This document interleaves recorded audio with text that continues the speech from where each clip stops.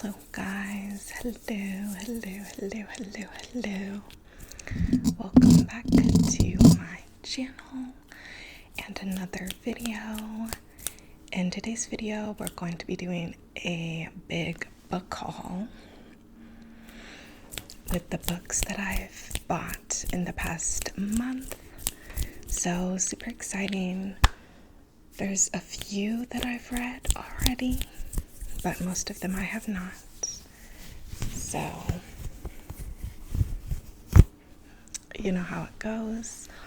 I'll read the cover excerpt summary for the books, or say what I'm excited for or looking forward to about them, or if I liked them for the ones that I read. And yeah, without a further ado, let's get into the video.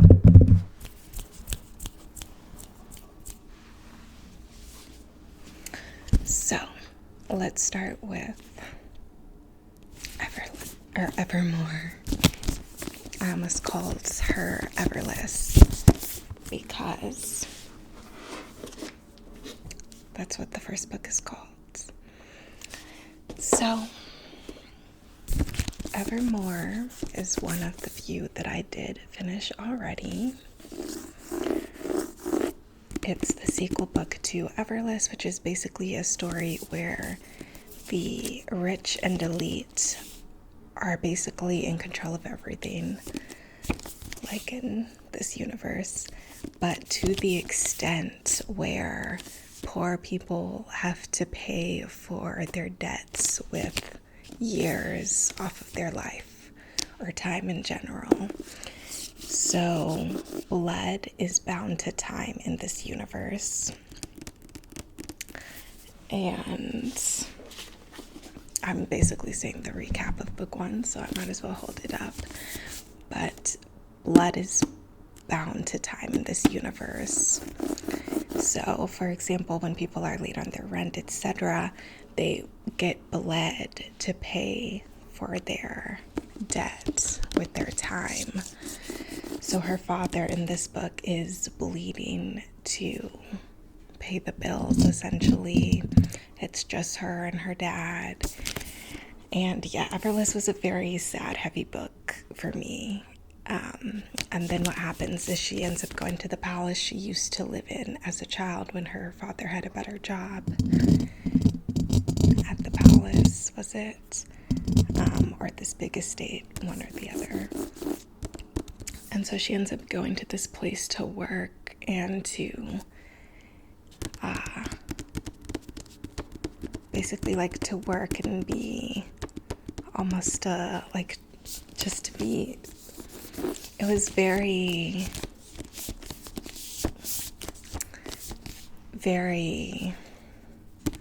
basically this big family puts out a thing for like girls to come, like handmaidens to come and work at their big estate or whatever, and they like only select like really good looking girls and whatever. So she ends up going and making it to go there to this big place and to work as like a handmaiden. And she reunites with the princess she knew when she was a kid when there, and she's had a big crush on one of them, and the other one she always thought hated her, and it's a whole thing. But yeah, that's book one. Book two, she finds out that, well, end of book one and into book two, she finds out that there is a lot more to her that she didn't know before. So her blood is different. It doesn't take off a set number of years if she's bled. Like, her blood is basically infinite. The time in her blood is basically infinite. So we find that she's not who she thought she was. She doesn't know what's going on. We also find that the older brother, Prince, who she thought hated her, did not hate her. Quite on the contrary, he's kind of obsessed with her. And so book two has a lot of those two together, which I loved because I loved the older brother so much more than the younger brother. The younger brother I just felt like was too good to be true, kind of boring. Like, she thought he was charismatic and helped the servants and whatnot, but he wasn't much of a leader. And yeah, I just kind of was like, whatever about the younger brother. I will say, even with the older brother, as much as I loved him, I was like, with all your power, you could have like stopped what was going on, probably, at least to some extent. Like, if he was only one of the power families and he wasn't royalty, but he was like the closest thing to it. What am I saying? Were they princes or were they something else? I've forgotten.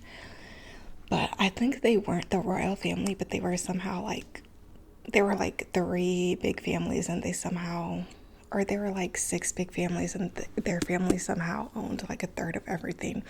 I don't know. It was something complicated, but basically his family was like super powerful. So I was kind of like, couldn't you have done something to stop all this? But yeah, I actually did really like his character though. Like, it was just he was very broody and awkward and didn't know how to share how much he cared for her. And just like, he came off as very like cruel and mean when really he was just awkward and quiet. So I kind of related and loved his character. But yeah, book 2 I liked a lot better than book 1 because we got to see that dynamic between her, the main character, and him. And then we also got a real big friendship moment at the end of the book.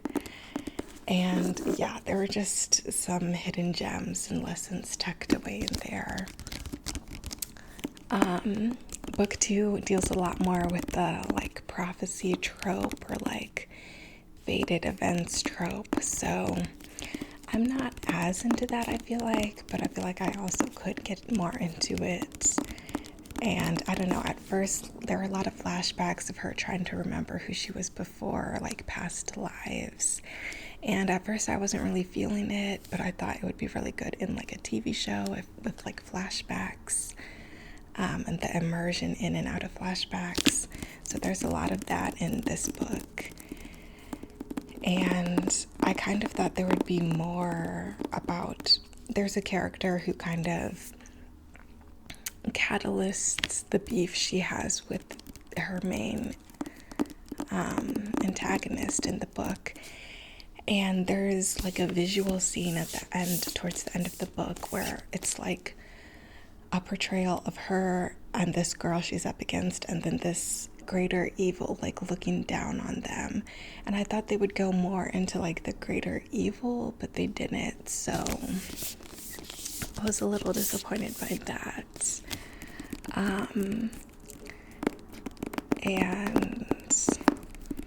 And when you find out what she did in the end, you find out, go back to the beginning to find out what she actually did to start all of this mess. And it's kind of like, oh my gosh, wow, she really did that. Like, she was a child, so she didn't know any better, and she was dumb and she couldn't get help. So it makes sense, but also it's so sad because it's like she basically created the monster. I wouldn't even call the bad guy a monster, honestly. Like, she was just very determined to get back what was hers. So when you see the flashback at the end to how she started all of this in the first place, you're like, oh my gosh, like, it pulls at your heartstrings. You feel so bad, and you realize that the main character is very faulty and guilty, unknowingly, for so much. So yeah, I don't know, it was just, there were a lot of turn of events that were pretty cool, and I don't know, I really enjoyed it. The first half I was bored with, and then the second half took off and I loved. So yeah, I liked it a lot better than book 2. But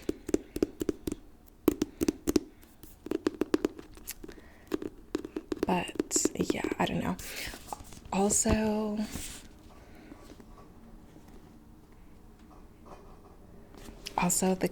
there's a character in this one that they kind of like get rid of so quickly, and I'm just like, at the end of the book, and I'm just like, wait, what? Like, I can't believe that's the way they got rid of that character, and that was just like it, like no coming back. Like, I was kind of like, what?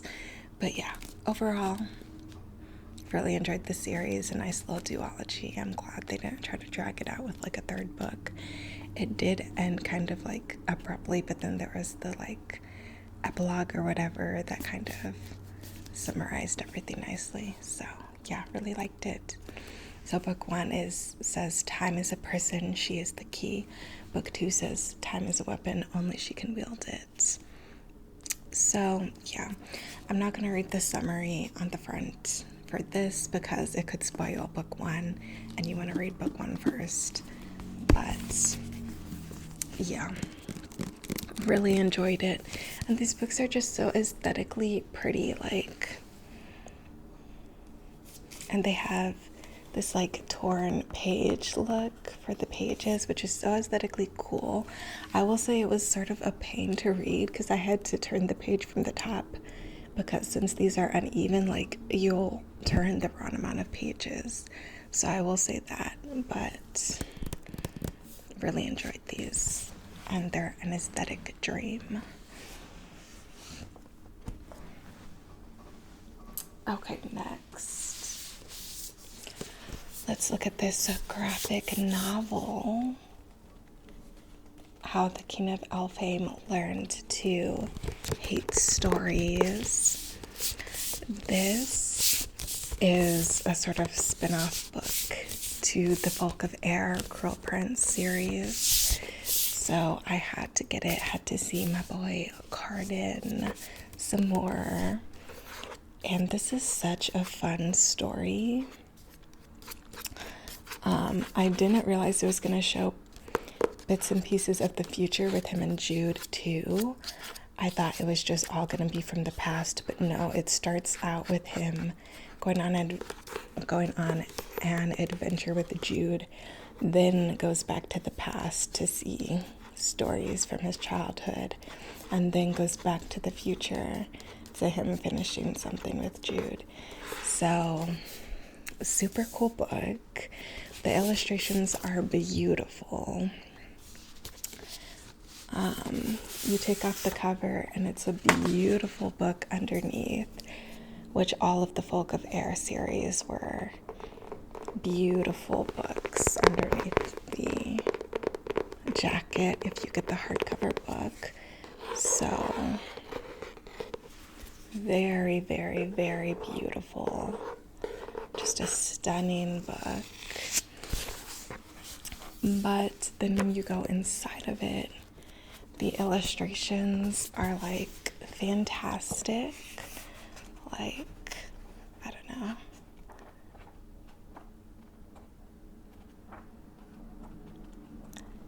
How much we can see.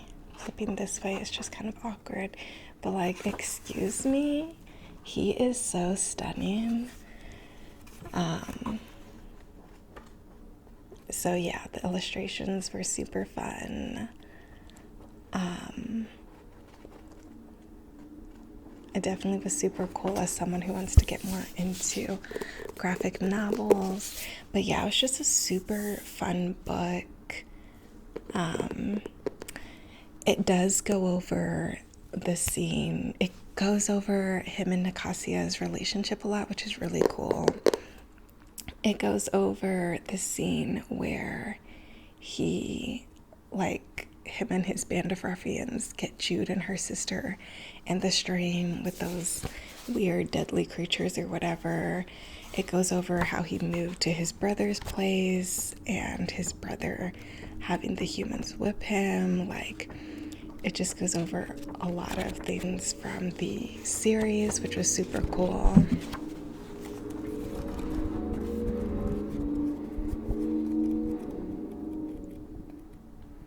Annoying cars, which was super cool.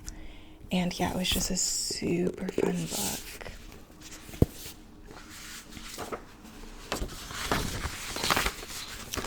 I had been wanting to get more into like graphic novels and stuff like that, so this was a super nice start to it. I thought it was just so cute. And I would love a more like in-depth book from his perspective, like all the authors are doing these days with like Divergent and Twilight. They're doing books from like the love interest perspective, and I would love that. But yeah, it says, an irresistible return to the captivating world of Elfhame. Once upon a time, there was a boy with a wicked tongue. Before he was a cruel prince or a wicked king, he was a fairy child with a heart of stone. Holly Black reveals a deeper look into the dramatic life of Elfhame's enigmatic High King Garden. This tale includes delicious details of life before the cruel prince, an adventure before the Queen of Nothing, and familiar but pivotal moments from the Folk of Air trilogy, told wholly from Garden's perspective. This new installment in the Folk of Air series is a return to the heart-racing romance, danger, humor, and drama that enchanted readers everywhere. Each story is paired with lavish and luminous full-color art, making this the perfect collector's item to be enjoyed by both new audiences and olds. A prince of fairy, nourished on cat milk and contempt, born into a family overburdened with heirs.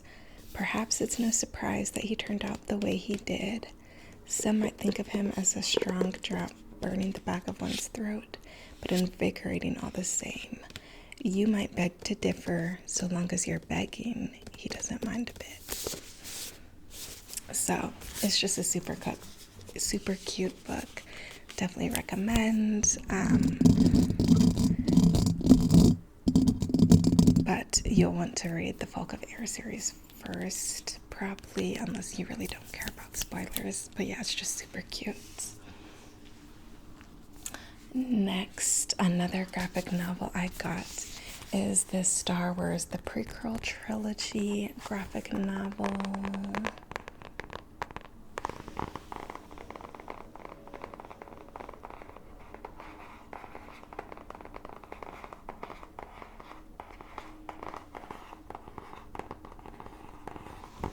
I really wanted like a Star Wars-y comic-y thing, and then I saw this, so I was like, aha, perfect. So it's gonna go over the prequel movies, and yeah, I'm excited for it. This book makes such a satisfying, like, cracking sound when you pop it open, and yeah, it looks super cool, so I'm definitely looking forward to getting to it. Like, illustrations on fleek. It's definitely got the comic-y style. And yeah, I'm just really looking forward to it. Had to get some Star Wars stuff going. So, yeah. Book 2 to the start of my graphic novel collection.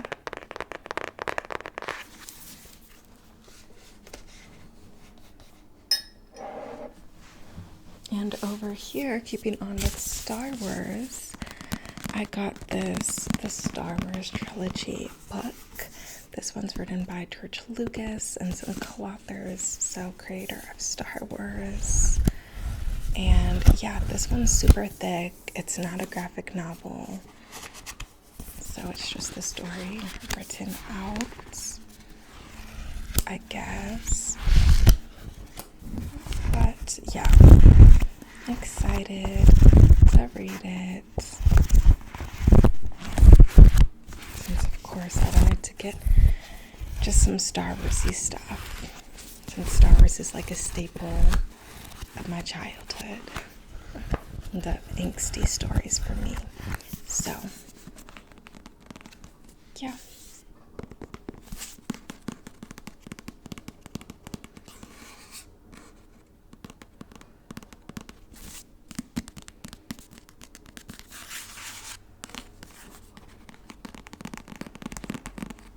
So this will go over the original trilogy.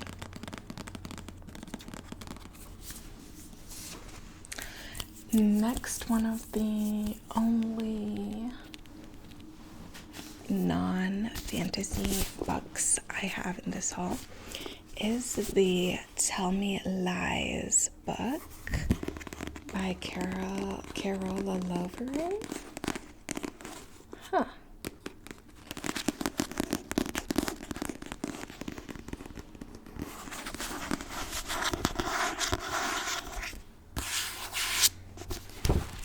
So this book I got because I watched the Tell Me Lies show on Hulu, season 1, and I was hooked. It was so dramatic, and yeah, it just tells the story of a very toxic relationship, and you don't realize what a psycho Stephen is until later in the series, the season. But yeah, I was like, oh my gosh, I need to get the book after watching the show. So I think there will be another season, but yeah, I don't know. So I need to read the book and see how different the show is from it. And can we talk about this cover? Like, it's a mood. It says, tell me you love me, tell me you need me, tell me I'm yours, tell me it's not over, tell me you'll change, tell me lies. Like, because that's what all those things will be. So yeah, it's a very nice floppy paperback book, and yeah, I'm super excited to read it. It says, everyone remembers the one. No, not that one, the other one, the wrong one, the one you couldn't let go of, the one you'll never forget. Lucy Albright is eager for a fresh start when she arrives at her small California college and immediately embraces all that college life has to offer.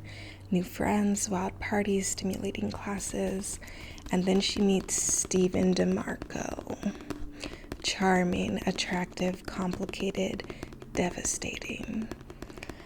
Confident and cocksure, Stephen sees something in Lucy that no one else has seen, and she's quickly seduced by the sense of possibility that his attention brings her. Meanwhile, Stephen is determined to forget an incident. It was more than an incident. Buried in his past that, if exposed, could ruin him, and his single-minded drive for success extends to winning and keeping Lucy's heart. Lucy knows there's something about Stephen that isn't to be trusted. Stephen knows Lucy can't tear herself away. And their addicting entanglement will have consequences that they never could have imagined.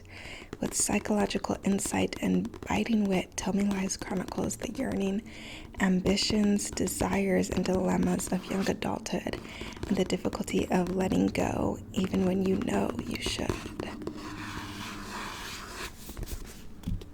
Tell Me Lies. I need to read it. This is kind of like the Normal People book for me, where I watched the Hulu show and was hooked, so now I have to read the book. And like Normal People, the show had me triggered because it just like brought me back to a relationship I was in. So yeah, I have to know how the story goes in the book now. So yeah, excited for this. I'm sure it's gonna be sucking in read, and I'm gonna be screaming at Lucy for sure in the pages. So yeah, watch the show. Just watch it if you like a drama.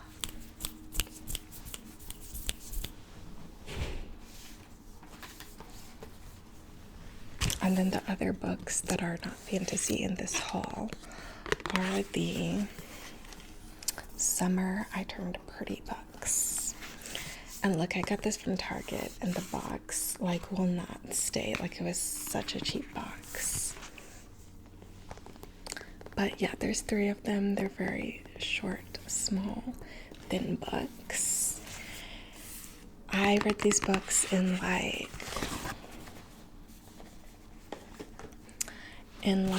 middle school or high school, and I loved them. They were just super cute and fun, and told of a relationship. I think maybe like the first relationship for the girl. And yeah, they were just super fun books.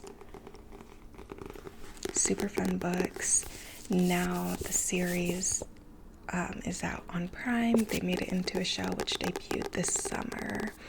So I watched the show too, and it was just super fun. I loved it. So now I'm in the mood to read the books again. So I got them. It is, there are some, like, it is a bit of a love triangle, basically, which you know if you watched the show. There is the older brother that she's always had a crush on, the younger brother who's always had a crush on her, and this new guy she meets, like, at the beach or whatever. So,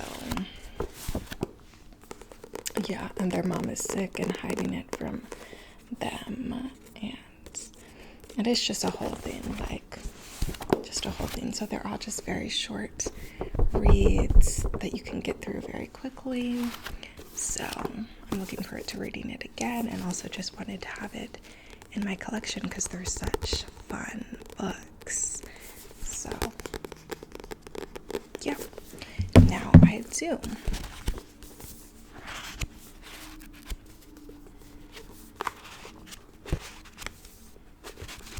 Book 1 says, when each summer begins, Belly leaves her school life behind and escapes to Cousins Beach, the place she has spent every summer of her life. Not only does the beach house mean home away from home, but her favorite people are there. Susanna, her mother's best friend, and her sons, Conrad and Jeremiah. Belly has been chasing Conrad for as long as she can remember. More than anything, she hopes the summer will be different. Despite distractions from a new guy named Cam and lingering looks from Conrad's brother Jeremiah, Belly's heart belongs to Conrad. Will he offer his to her? Will this be the summer that changes everything? So, yeah, just super cute books. And, yeah, looking forward to rereading them and happy to be adding them to my collection.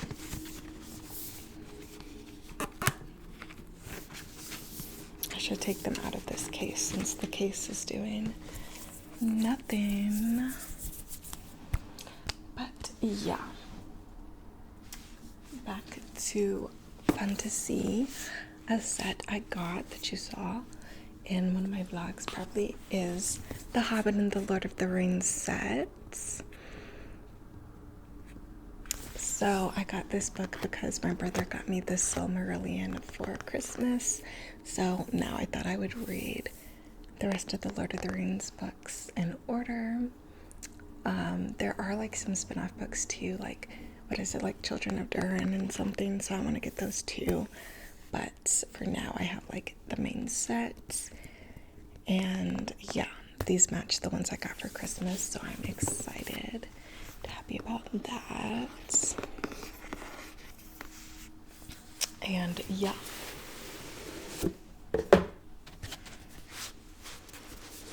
the book covers are super satisfying. Like, how cute is that? I say cute, but no, really, like, it really is. And of course it says now a major motion picture, because these are all into movies now.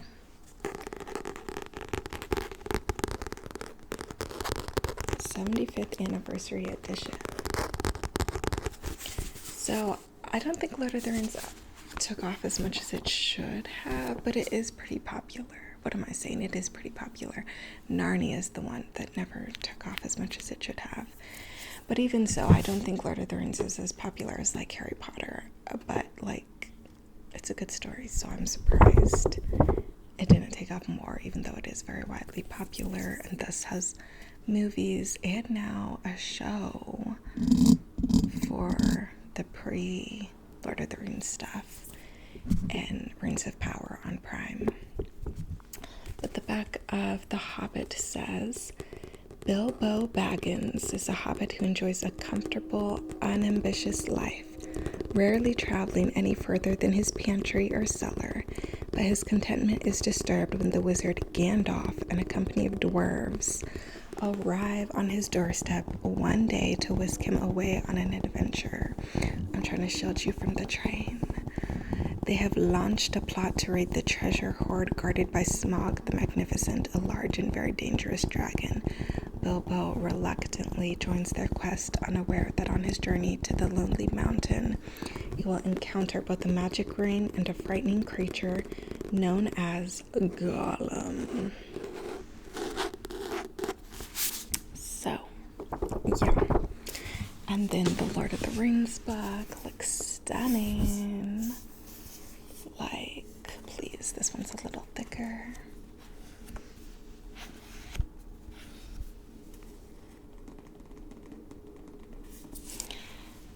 The Two Towers. And the first Lord of the Rings book.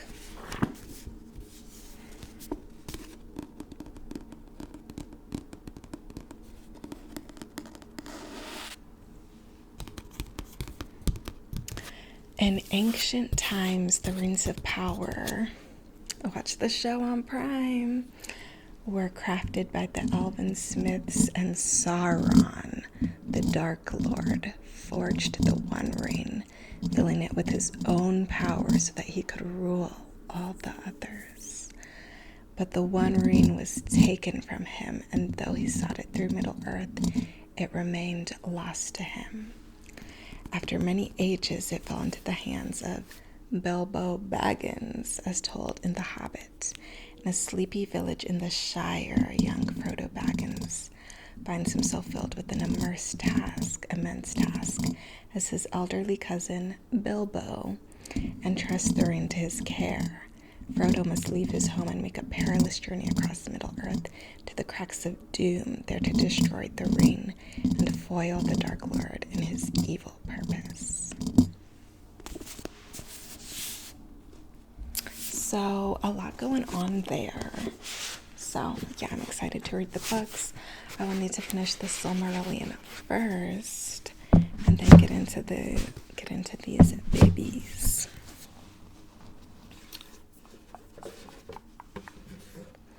I just have books all around me. We love to see it.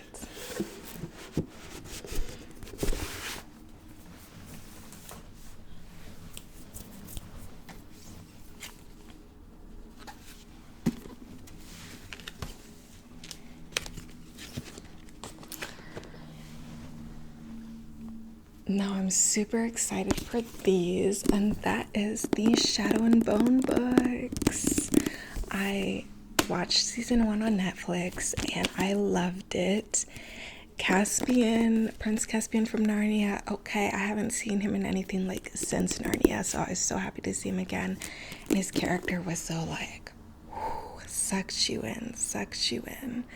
So I was so excited watching the show, and Mal and her's friendship, and like it was all just so cute.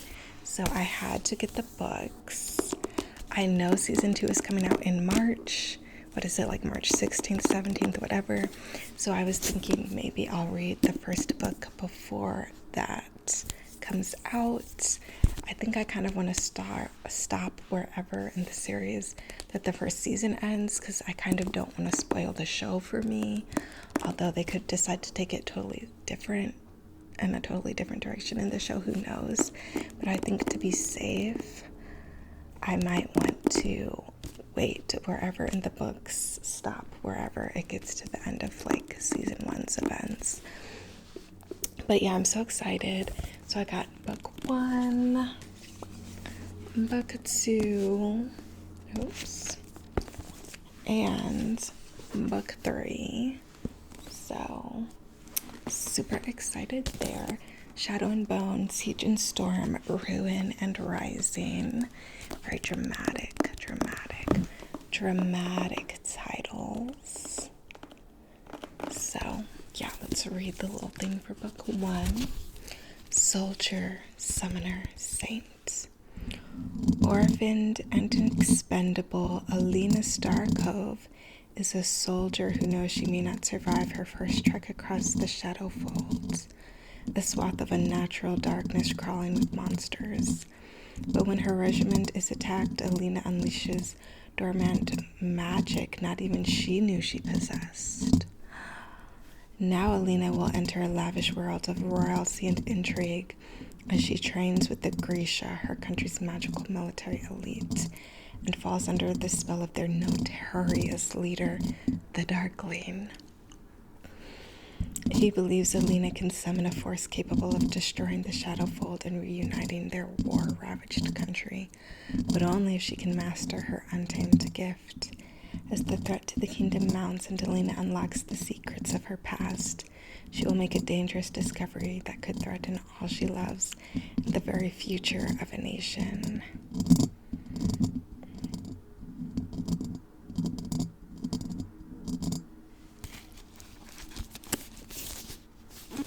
Dramatic, but okay. It's in the Grishaverse. So yeah, super excited to read these. And then I got the sort of like prequel-y book that's pretty much just a look into the Darkling's backstory. It's not like an origin story, but it's just more so looks into his past and things that influenced his future.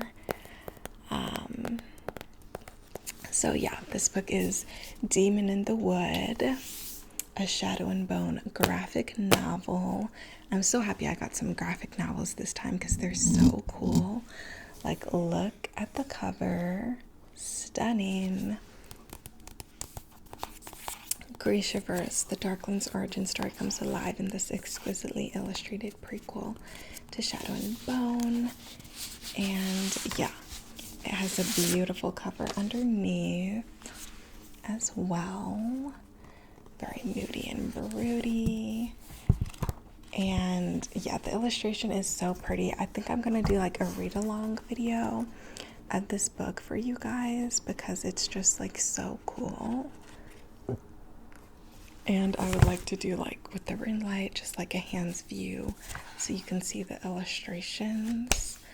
But yeah, I read this one and it was so cute. It made me so sad. Like, I really felt for him. And yeah, it was just so cute. And yeah, I think it's safe to say that his mother is the real villain in the Grishaverse. But as well as the people who were hunting them. I really liked this because it showed the time when Grisha were like hunted, because in Shadow and Bone they're very like powerful, and Alina and her friends resent them because they wield magic and they're dangerous and all that. I like seeing the backstory in this of how they're constantly hunted and there was no safe space for them before what he did. So I don't know, it's just a very cool story. Really enjoyed, and yeah.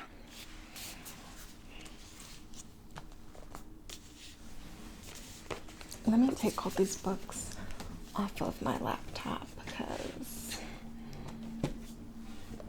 that could be some pressure. I'm not trying to suffocate it. But, and then I also got the Six of Crows duology. So Six of Crows and Crooked Kingdom. These are also in the Grishaverse. So, and I hear very like conflicting things of whether you should read these first or Shadow and Bone first or whatever. So we'll see. But yeah. I've heard a lot of people think that the writing in these is better than in the Shadow and Bone series, but yeah, I don't know. Look at how stunning the covers are. Like, beautiful.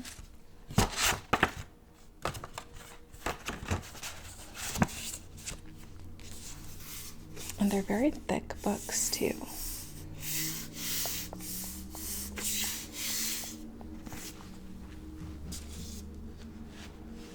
Very thick books.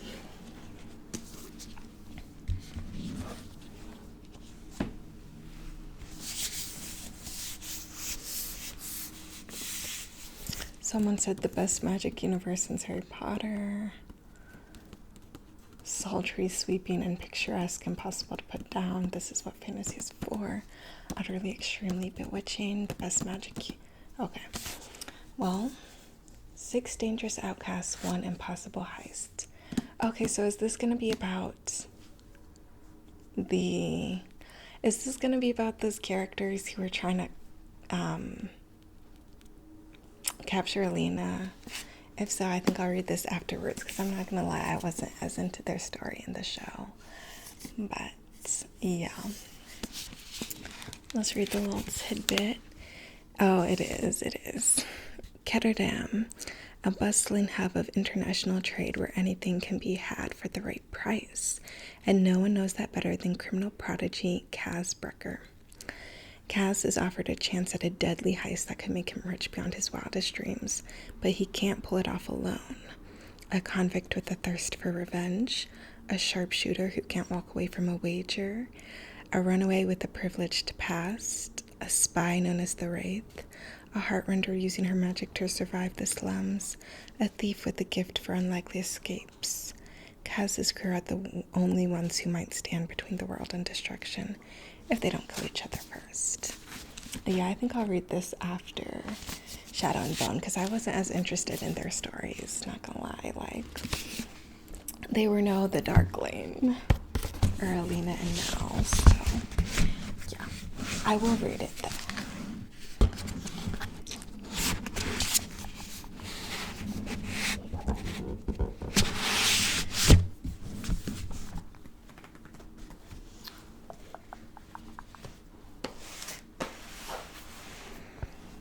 Let's push those out of the way.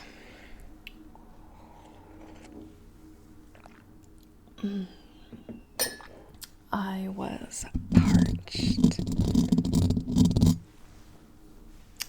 Next, I got Man-Made Monsters, because this is Jan's book club pick of the month, and I wanted to join her book club. So, yeah.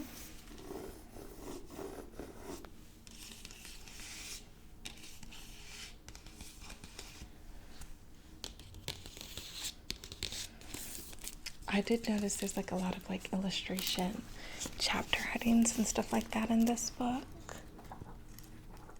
I don't know if we'll see any. But yeah, the little expert says, making her YA debut, Cherokee writer Andrea L. Rogers takes her place as one of the most striking voices of the horror renaissance. Horror fans will get their thrills in this collection, from werewolves to vampires to zombies. All the time when horror baddies are there, but so are predators of a distinctly American variety, the horrors of empire, of intimate partner violence, of dispossession, and so too the monsters of Roger's imagination that draw upon long-told Cherokee stories of deer women, fantastical sea creatures, and more, following one extended Cherokee family across the centuries.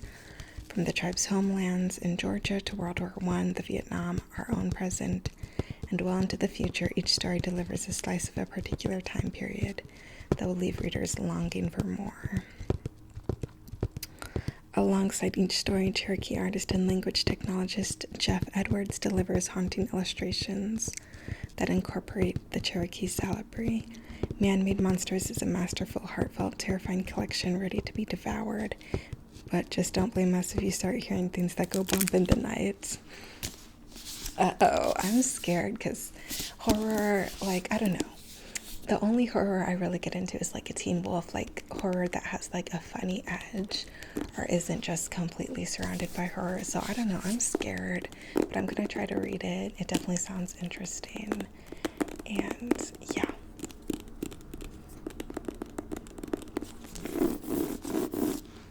I want to join more book clubs. Like, I saw Jan's and I was like, ooh, let me join this. And I know there's more.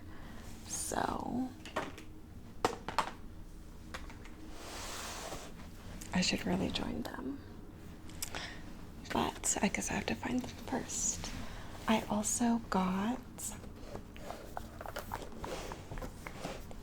the Twilight books. So that thing is too heavy to pick up. I'm not even gonna lie to you. But yeah, I got the original books. So since I'm reading Midnight Sun right now, I thought it would be good to be able to read the originals to kind of go back and forth, see Bella's perspective as well as Edward's. I will say I'm about halfway through Midnight Sun right now, and Edward is so freaky, and we're not even through the first movie yet, so I don't know like if we're gonna get to the other books in this book or not. But yeah, he's being so creepy, so weird, so pompous. Like what's his name who played Edward?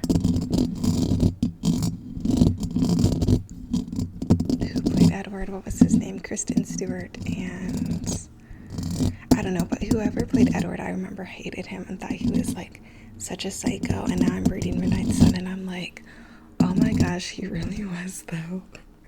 So I'm like, I don't know, without having read the books before and having just watched Twilight in the recent years at college, I thought like, oh, I must be Team Edward because he went against himself to be with her. But he's being so creepy. Like, I wouldn't be surprised if once Jacob is introduced, I wouldn't be surprised if I'm all Team Jacob. So we'll see. But yeah, I'm just like, oh my gosh, it's wild right now. But yeah, that's those. And I did get to non-fantasy, non-fiction books, so 2 spiritual books about crystals and chakras. Well, this one's about chakras, this one's about crystals. So yeah, this one I started already, and you would have seen me ramble about some in my vlog.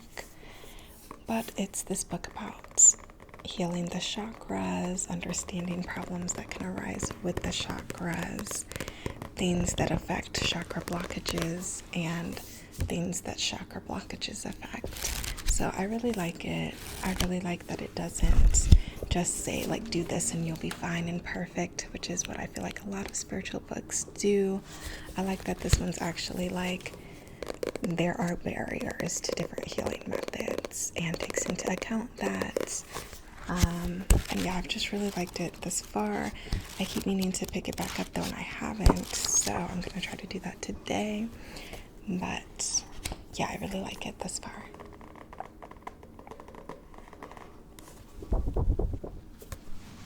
And then Crystal Healing for Women. I just got this book like yesterday, so I haven't even looked at it yet. But yeah, I don't know. I think it's important to acknowledge that there's so much ingrained in us societally as women, or presenting as women, people, like there's just so much that we're expected to do or be and not be and not do and not enjoy, and there's just like so much shame and pressure around womanhood in general in society. So I wanted a look that speaks to us more specifically, and deals with some of the issues or adversaries that we deal with specifically. So that's what caught my eye about this book. So I hope it's good. We shall see. I'll let you guys know. But it says, a modern guide to the power of crystals for renewed energy, strength, and wellness. To my Mother Marine and to Mother Earth. Okay, is there a little like info graphic somewhere? It says, discover the power of crystals and awaken the healer within. Revered for their restorative powers over our physical, mental, and spiritual health, crystals have served humanity for millennia. With this book, you can unlock ancient secrets of healing and wisdom held with these stones. This beautifully illustrated and practical guide helps you awaken your feminine divinity and innate healing powers while rekindling your instinctual relationship with nature. You'll learn how to intentionally utilize crystals to find deeper levels of spiritual growth, integrated healing, and sustained well-being. Learn how crystal vibrational energy works, as well as how to activate, charge, and cleanse your crystals. Understand the various energetic properties and healing compatibilities of select stones, their modern interpretations. Take an in-depth look at 10 selected stones chosen for their potency, healing power, and connection to divine feminine energy. Stay energized with 40 daily and seasonal wellness practices, plus focused healing and manifestation for fertility, pregnancy, the feminine cycle, anxiety, creativity, and love. So, yeah.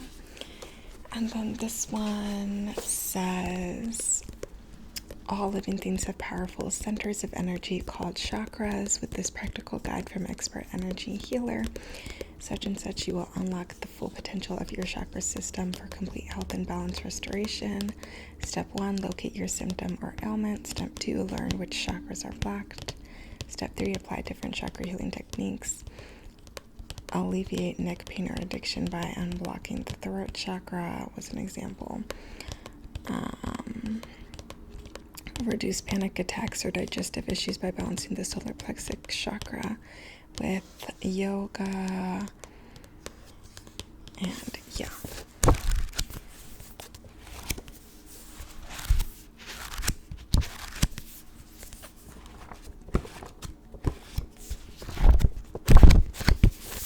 So yeah, 2 spiritual books. And then lastly, I did get the Divergent series. So I read Divergent back in like middle school, and I liked it. I resonated with Triz so much. I had never resonated with the character so much before. So I loved it, but I knew that she was going to die later in the series, so I never read the other books because I was like, I'm not dealing with that. No. Which, that's the thing, having the main character die at the end of the series, I feel like is what killed Divergent, because people don't want the character they've grown to love and resonate with to die in the end. Like, no. So I feel like that's honestly why Divergent never took off the way it could have. It also got canceled. They wanted to change it to like limited series or something. So the actors were like, that's not what we signed up for. We signed up for movies. Either way, it got canceled eventually, which is a shame because book 1, the first story, had so much potential. It was so good.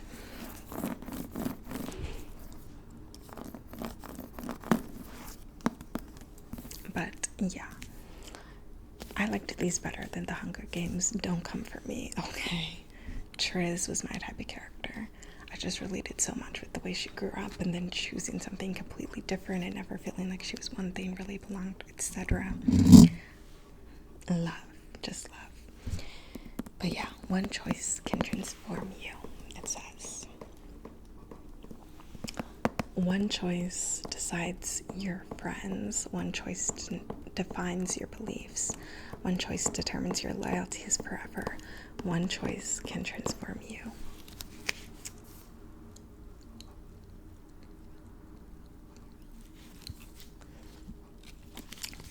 And yes, it's true. You guys have probably already are familiar with this, but in case you aren't, let's read the excerpt. In Beatrice Pryor's dystopian Chicago, society is divided into 5 factions, each dedicated to the cultivation of a particular virtue. Candor, the honest; abnegation, the selfless; dauntless, the brave; amity, the peaceful; and erudite, the intelligent. On an appointed day of every year, all 16-year-olds must select the faction to which they will devote the rest of their lives. Kind of like college, but on roids. For Beatrice, the decision is between staying with her family and being who she really is. For Beatrice, the decision is between staying with her family and being who she really is. She can't have both, so she makes a choice that surprises everyone, including herself. During the highly competitive initiation that follows, Beatrice renames herself Triz and struggles to determine who her friends really are and where exactly a romance with the sometimes fascinating, sometimes infuriating boy fits into the life she's chosen. But Triz also has a secret, one she's kept hidden from everyone because she's been warned it can mean death. And as she discovers a growing conflict that threatens to unravel her seemingly perfect society, she also learns that her secret might help her save those she loves, or it might destroy her. So, yes, these books. Tris is that girl, period. But yeah, they have such stunning covers, and yeah, I'm super excited. I hated in the movie when all that starts, when they find the world outside of Chicago, though. So I don't know how I'm gonna get through the other two books, because from what I read online of a synopsis, the rest of the storyline kind of sucked after they left Chicago, at least to me. So we'll see if I actually like it when I actually read them in book format. But yeah, book one had so much potential, and then it was just tossed. But yeah, what I'm also really excited for is that there's a book from For's perspective now, which I'm so excited. I love that authors are like doing this now, where they release a book from the perspective of the love interest later. So I'm so excited for this. For's like energy was just so like, it gave, okay. So yeah, I'm super excited for this. But yeah, with that is going to be all for this video. Those are all the books I got over the past month. Let me know which ones you have read, or which ones you want to read, or which ones sound good. And yeah, I hope to see you in my next video. So yeah, bye.